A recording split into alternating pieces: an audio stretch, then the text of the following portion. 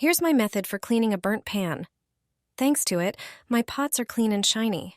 I've tried many methods before, but none worked as well as this one.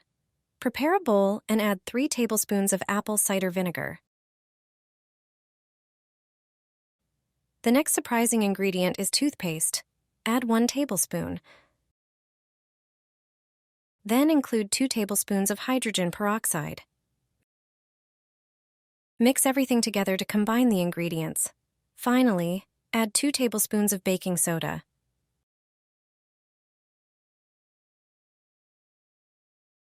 Mix thoroughly until you notice foam starting to form.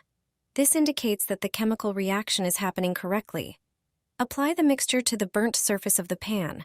Make sure the entire burnt area is covered with foam. Allow the foam to work for a few minutes.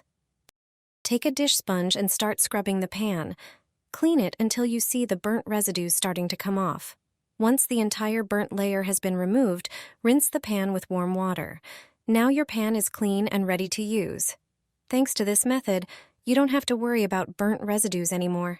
Give it a try and see how easily you can clean a burnt pan.